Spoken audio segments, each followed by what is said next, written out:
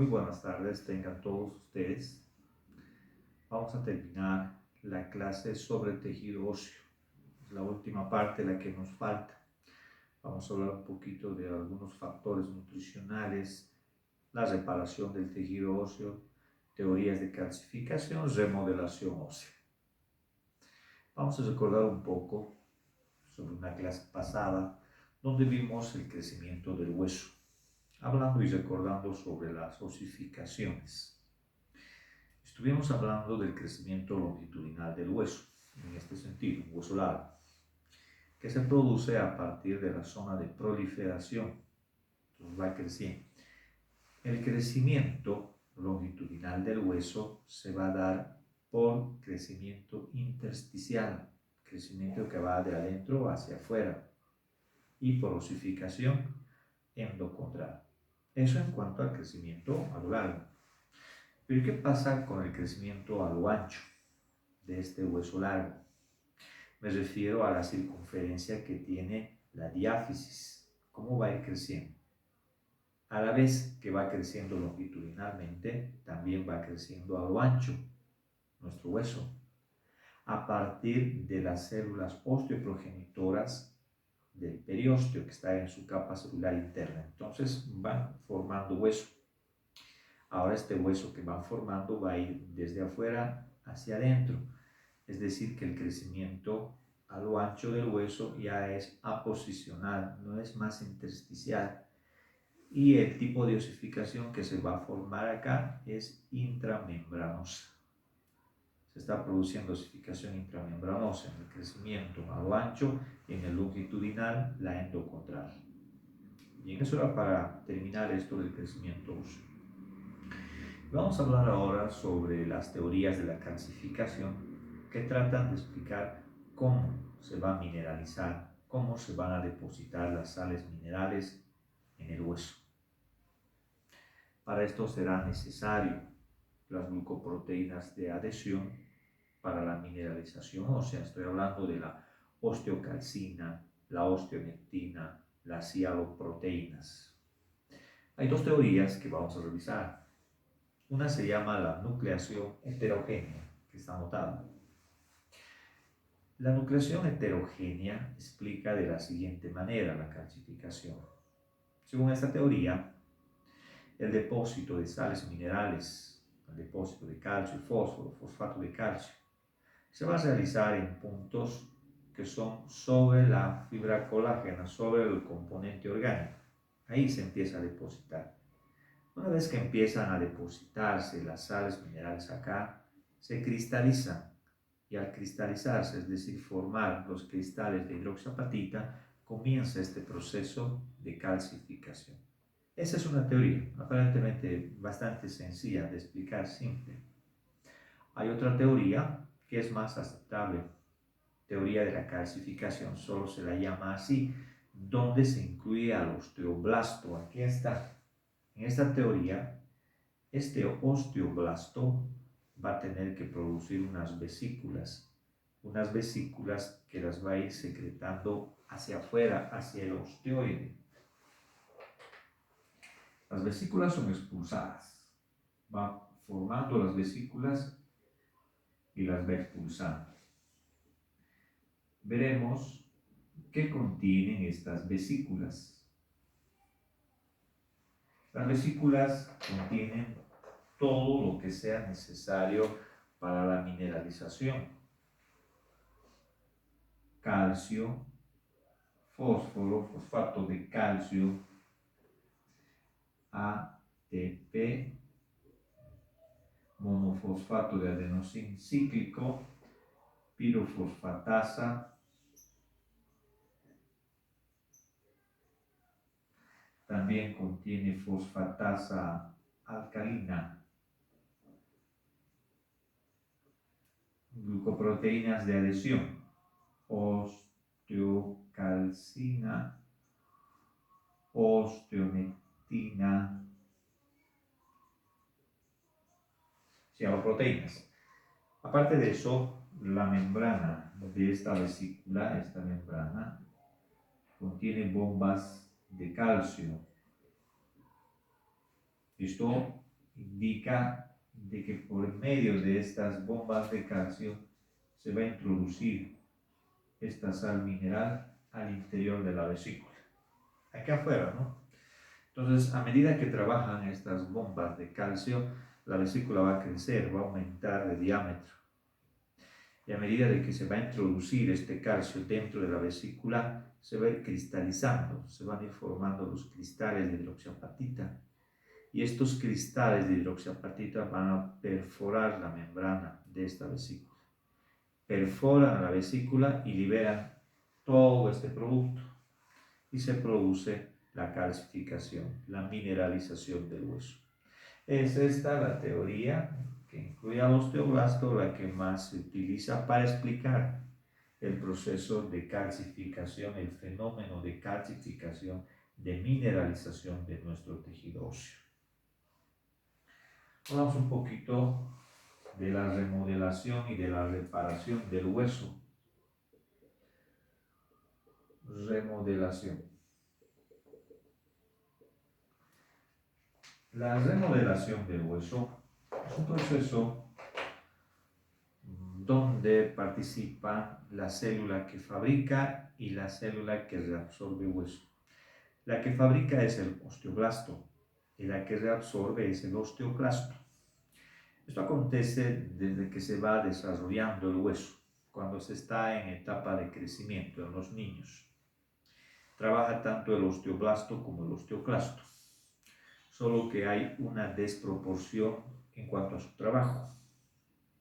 En desarrollo, en hueso en crecimiento, en formación, la capacidad de formación de hueso será mayor que la capacidad de reabsorción.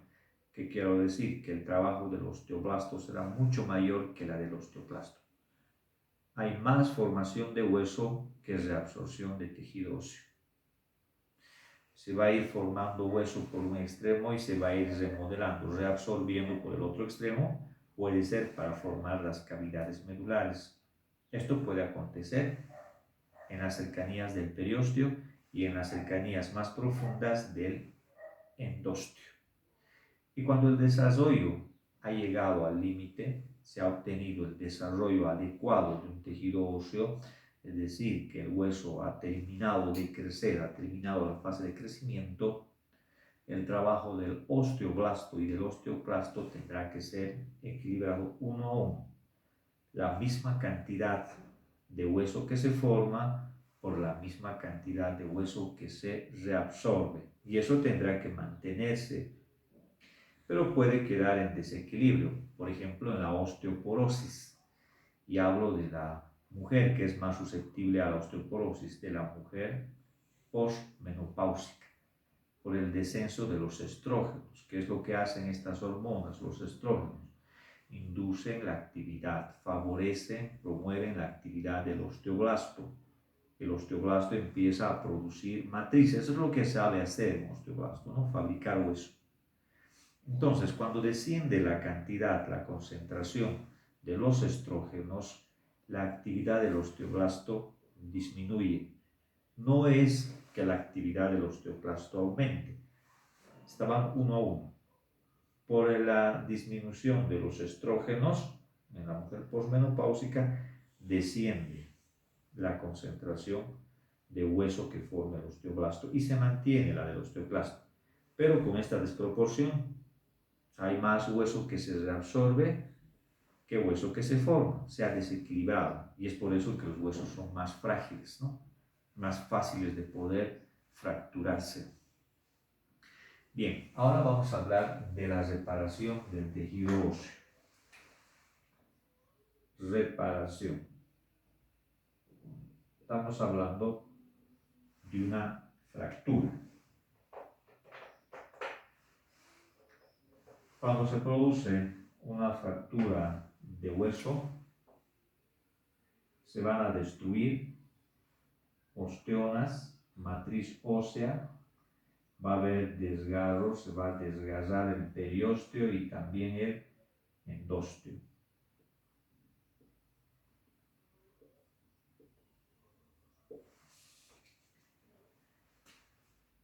Aquí estaría la fractura. Primeramente, ¿qué es lo que pasa con una fractura de hueso? ¿Qué es lo que va a pasar en la arquitectura del hueso? Eso queremos saber. Al romperse las osteonas, al destruirse unas osteonas, al destruirse la matriz del hueso, se están fragmentando, se están seccionando vasos sanguíneos, porque en una osteona tenemos un canal javersiano en el interior donde se encuentran vasos sanguíneos. Al romperse la osteona, se van a romper los vasos sanguíneos. ¿Y qué es lo que va a acontecer? Una hemorragia. ¿Y qué es lo que le sigue a la hemorragia? La coagulación, la formación del trombo plaquetario. Claro, se va a ir formando un coágulo en esta región de la fractura del hueso. Pero al romperse los vasos sanguíneos, se está cortando el suministro de oxígeno y de nutrientes a la zona misma donde está la fractura propiamente, la fractura original. Esto significa que células van a morir porque no están recibiendo el aporte que necesitan para poder metabolizarse. Muchos osteocitos van a morir. La región donde está la fractura original, entonces aquí se va a suspender el aporte de oxígeno y nutrientes. Muere. Y esta zona se ensancha. La zona de muerte de células, de osteocitos, se va a ensanchar en esta región, donde está la fractura. Las regiones un poco más alejadas, las que están junto al periósteo y junto al endosteo, junto al periósteo y al endosteo, estas regiones de acá no van a tener un aumento significativo, como acontece acá, de la zona de muerte celular. Acá se va a ensanchar la región de muerte celular, en esta región aquí. Pero aquí no, junto al periósteo y junto al endosteo, no aumentan más de lo que deberían. Y esto es porque el periósteo está ricamente vascularizado, al igual que la médula ósea, que está junto al hueso esponjoso.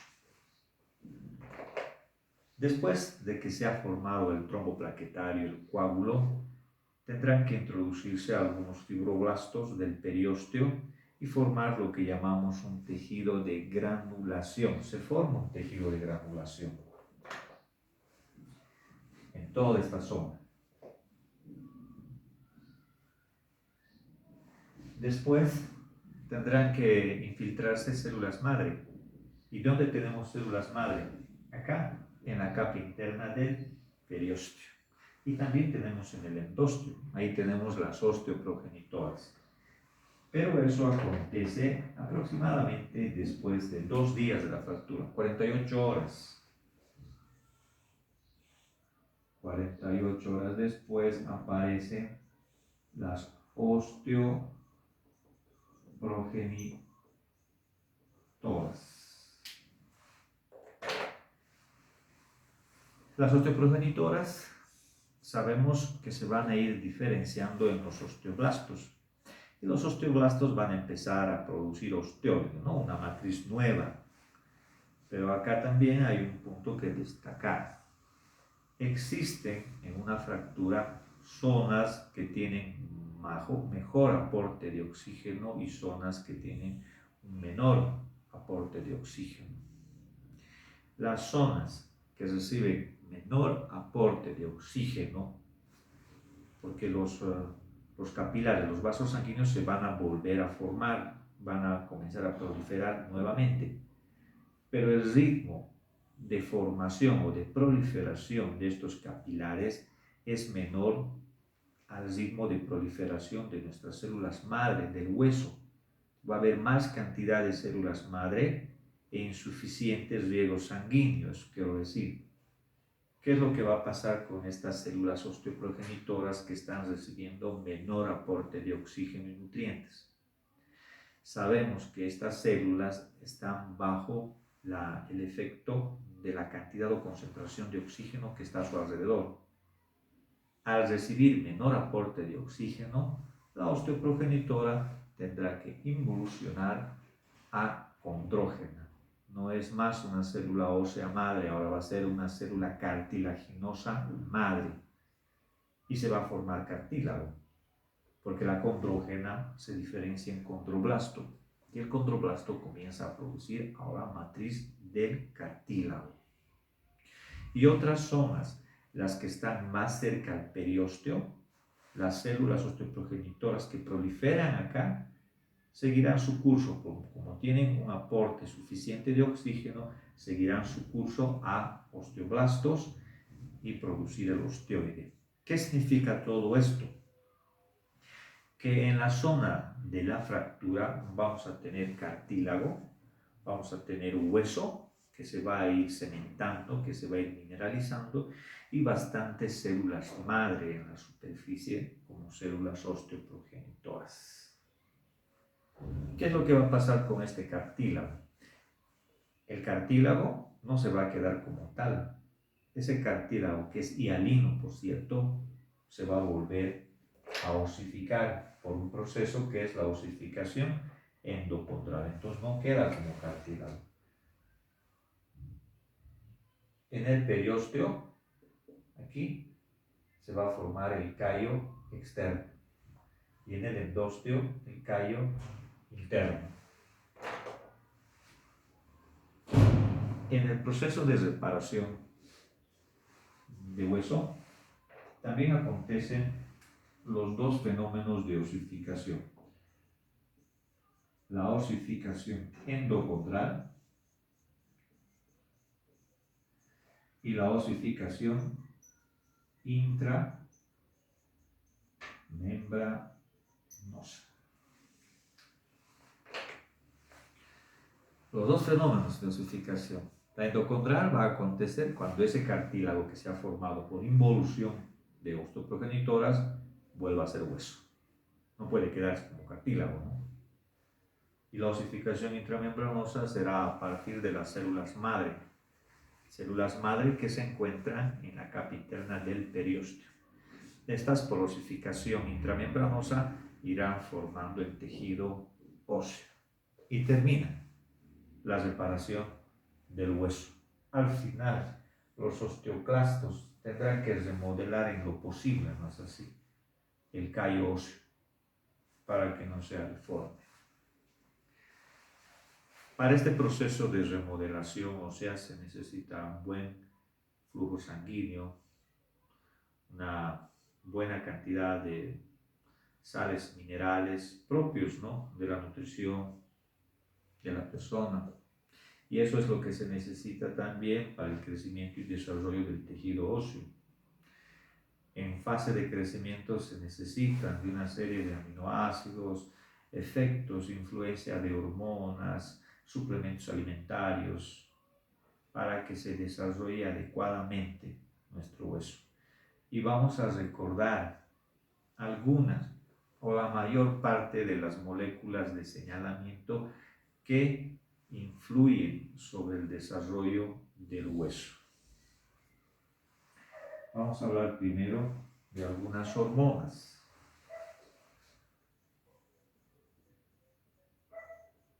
Somatotropina. La somatotropina es una hormona producida en la hipófisis. Tiene varios órganos blancos, varios órganos diana. Uno de ellos es el hígado. Se llama hormona de crecimiento por su efecto que tiene sobre las placas o discos epifisiarios de crecimiento. Pero para eso, esta somatotropina va a tener que influir sobre el hígado para que nuestros hepatocitos produzcan los factores de crecimiento. Las IGFs, pseudoinsulinas, tipo 1 y tipo 2.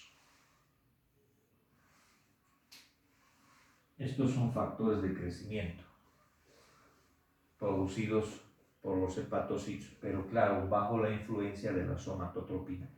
Estos factores de crecimiento, estas pseudoinsulinas, sobre todo la tipo 1, van a hacer que puedan dividirse los condrocitos en la fase o en la zona de proliferación. Y es que esa zona de proliferación en el crecimiento longitudinal del hueso es bastante sensible a estas hormonas. Son hormonas. También tenemos otro hormona, la Indian Hedgehog.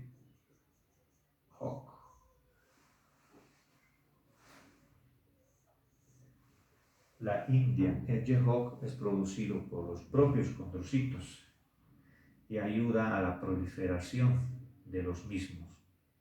La zona de proliferación va a tener la influencia de las pseudoinsulinas y de la Indian Hedgehog. La Indian Hedgehog lo que hace es evitar que más rápidamente muera, es decir, que no se hipertrofien con bastante rapidez los condrocitos y mueran, que se mantengan todavía y vayan proliferando, controla la proliferación, así como estos factores de crecimiento. E indirectamente la somatotropina también. PTH, paratormona, hormona paratiroidea. Esta se va a liberar cuando las concentraciones de calcio sean bajas. Hipocalcemia. Todo esto de acá es zona de proliferación. Zona de proliferación del cartílago en crecimiento. Y esta somatotropina que induce la formación de estos factores de crecimiento producido en la hipófisis y que claro va al hígado para la formación de estas hormonas. La PTH lo que hace es ayudar a que se pueda reabsorber más hueso y este vaya hacia la sangre y esa concentración baja pueda elevarse. La PTH encuentra receptores en los osteoblastos. Solo los osteoblastos tienen los receptores para la PTH. Tirocalcitonina.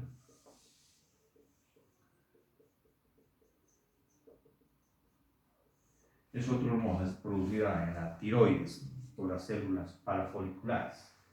Estas en una hipercalcemia. Cuando las concentraciones de calcio ahora son elevadas, se secreta la tirocalcitonina. ¿Qué es lo que hace esta tirocalcitonina? Va a encontrar receptor en el osteoclasto y va a evitar de que ésta vaya reabsorbiendo más hueso. De esa manera no se va a elevar más la concentración de calcio. Y lo que está quedando de calcio en la sangre se tendrá que reutilizar, se va a utilizar eso. Esta hormona encuentra receptores en osteoblastos y esta hormona en osteoclastos y se liberan en estas situaciones.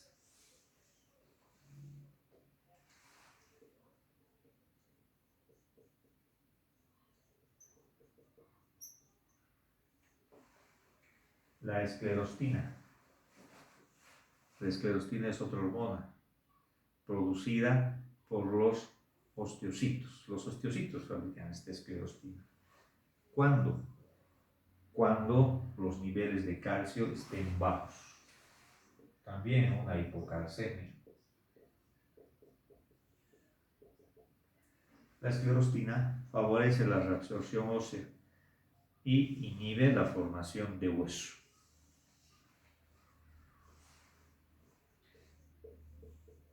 El Osterix.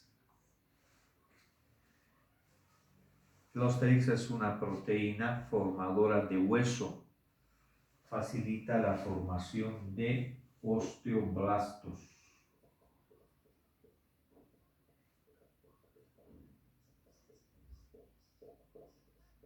Formación de osteoblastos a partir de mesenquimatosas, a partir de células mesenquimatosas. Esto en la osificación intramembranosa, porque acá la mesenquimatosa se va a diferenciar en osteoblasto, pero es necesaria esta proteína formadora de hueso, Osterix. Seguimos revisando y ahora vamos a hablar del rank L. También podemos hablar de la interleucina 6 Después interleucina de tipo 1, el factor estimulante de colonias de macrófagos. Y al final vamos a revisar la OPG, osteoprotegerina. Con esto vamos a hacer un resumen de las moléculas que tienen influencia sobre el tejido óseo, sobre nuestras células. Bien, el RANG L, ¿qué significa? El ligando para el receptor del factor de activación nuclear, interleucina 6. ¿Cuál es la función de estas dos moléculas? Ayuda a la diferenciación de osteoclastos, a que el perosteoclasto se diferencie en osteoclasto. La interleucina 1 y el factor estimulante de colonias de macrófagos favorecen la proliferación de osteoclastos,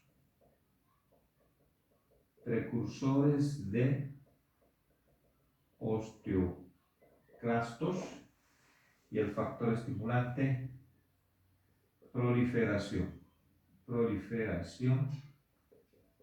de macrófagos.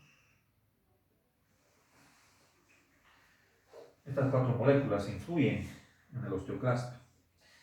Esta interleucina 1 ayuda a que proliferen en la médula ósea los precursores, es decir, macrófagos. El factor estimulante de colonias de macrófagos está induciendo a la mitosis de los macrófagos. Sucede que estas dos moléculas van a ayudar a que el número de macrófagos aumente en la médula ósea. ¿Y por qué razón? Porque para un osteoclasto aproximadamente se necesitan como 50 macrófagos. Entonces, primero deben proliferar los macrófagos en la médula ósea para llegar a ser los preosteoclastos. Después se fusionarán. Y la osteoprotegerina, por último, que lo que hace es inhibe la diferenciación de osteoclastos, de los osteoclastos. Sería un efecto opuesto a este o a este. Es que esta osteoprotegerina se interpone entre esta molécula y el osteoclasto, y así no se diferencia el osteoclasto. Por último, vamos a hablar de algunas vitaminas. La vitamina D. ¿Para qué es necesaria esta vitamina D? Para la absorción del calcio. Si nosotros tenemos esta deficiencia de vitamina D, por más que tuviésemos una dieta rica en calcio, esta no se absorbe, no se va a absorber en nuestra mucosa intestinal. Su deficiencia puede provocar raquitismo y la osteomalacia en el niño y en el adulto. Raquitismo. En el raquitismo estamos hablando en una fase de formación de hueso en los niños. La falta de vitamina D va a producir una mala formación, mala mineralización del hueso, componente inorgánico, por lo cual los huesos se hacen más blandos, incluso se pueden deformar porque hay una mala formación de la matriz ósea, y por eso se deforman los miembros inferiores por el propio peso del niño. Y la osteomalacia, que es el raquitismo del adulto, también por deficiencia de vitamina D. Los problemas serán en la remodelación, en la reparación de hueso, como hemos observado acá, para la formación y calcificación. Y se va a agravar todavía más si fuese en el embarazo, ya que estas sales minerales deben pasar de la madre al feto. Otra vitamina, la vitamina C. Su deficiencia produce el escorbuto. La vitamina C es necesaria para la formación de colágeno, y no solamente de la osteocolágena, sino de cualquier colágena. Y sabemos que las colágenas están presentes en diferentes órganos y tejidos. La falta de esta vitamina ahora va a ocasionar una mala formación de una matriz colagenosa, un componente orgánico ahora en el hueso. Aquí hablábamos del componente inorgánico, ahora del orgánico. Habrá problemas en la cicatrización, en la reparación de tejidos, hemorragias se producirán con mayor facilidad. Vitamina A. La vitamina A es necesaria para un buen funcionamiento del osteoblasto y del osteoclasto. Será necesaria la vitamina para que se forme matriz ósea y para que se reabsorba la matriz ósea. ¿Qué es lo que pasaría si tuviésemos una deficiencia, una hipovitaminosis A? No se va a formar la cantidad que se necesita de matriz ósea, ya que el osteoblasto estará limitado. Y por otro lado, el osteoclasto también estará limitado en su función y no va a reabsorber las cavidades medulares necesarias. Y es importante la cavidad medular para la formación de células sanguíneas, ¿no es así? Y si aumentaría la concentración de vitamina A, por el contrario, se va a reabsorber más la cavidad medular y se va a ir formando bastante matriz, se va a ir remodelando con mayor facilidad el hueso y la fase de crecimiento terminaría más rápido, se llegaría a osificar con mayor rapidez la placa epifisiaria. Bueno, hemos tratado de hacer algún resumen con estas moléculas, algunos suplementos alimentarios. Obviamente que también es necesario en nuestra dieta las sales minerales como el calcio y el fósforo.